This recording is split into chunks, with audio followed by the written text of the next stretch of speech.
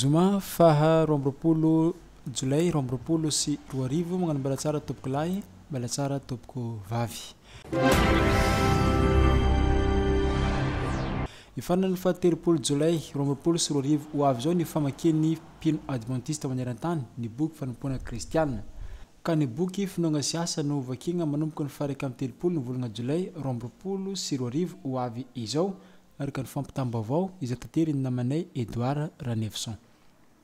Hanomboka afaka folo andro ny famakinany boky finoana sy asa. Hifarana ny fahatelopolo ny volana Jolay rombropolo arivo ny famakinany mpino adventiste maneran-tany ny boky fanompoana kristianina. Boky vaovao indray no vakiana manomboka ny raika amin'ny telopolo Jolay rombropolo arivo dia ny boky finoana sy asa. Fanamby apetraka ny ananany satokantrano sy ny fiangonana ny boky finoana sy asa. Eny amin'ny mpampiely boky evangelista no hahitana ity boky finoana sy asa ity. Ditona ny fanamafisana izay ny pastora Andrianjaframamy Sylvestre, tompona andraikitra voalohany ao amin'ny ABC na ny Adventist Book Center eo anivon'ny fiondrona be ny Federasiona ny Fiangonana Adventiste aty amin'ny ranomasimbe Indian. Fa raika amin'ny telopolo volana Jolay ho avy zao zany hoe afaka folo andro zany dia ivadika amin'ilay boky finoana sy asa isika rehetra adventista maneran-tany. Ary eo no anentanana antsika rehetra mbola misy folo andro zany. Folo andro moa Baiboly dia isa farany kely indrindra hanararaotrana ny hanana io boky io. Aza mijanona fotsiny hoe manana ny fiangonana fa raha mety dia ny hoe mba isa tokantrano satria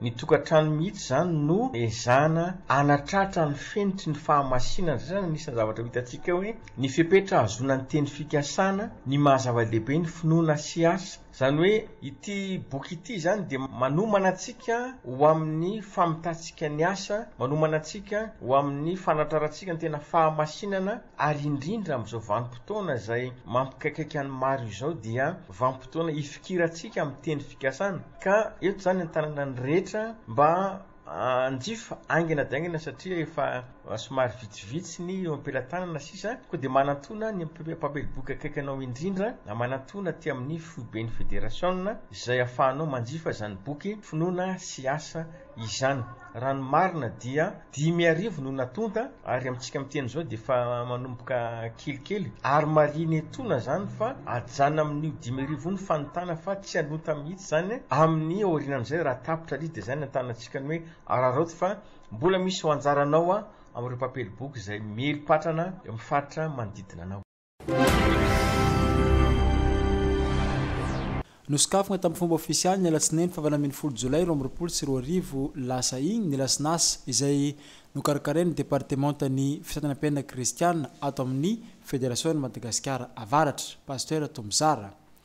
Mpizaika maherin'ny fitonjato no tonga miatrika ity lasinasa lehibe ao ampanefena Antsivolangana distrikany Voemara ity.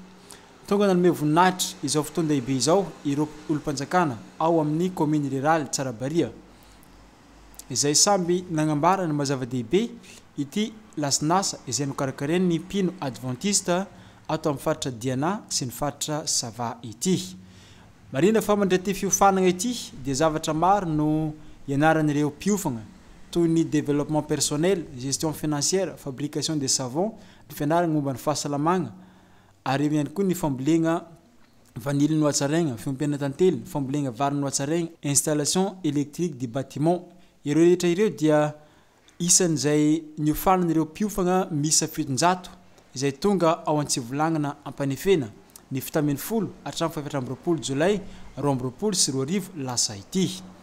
Agnisan'ny tanjona amin'ity fiofanana izay nomena ny tanora indrindrandrindra ary ny mpino adventiste ity dia ny mba atonga ny tsirairay avy afaka ivelogno hoy ny fagnambarana nataon'ny pasteur Tomzara taleny departementan'ny fitanam-piainana kristianina eo anivon'ny Federasiona ny Madagasikara avaratra.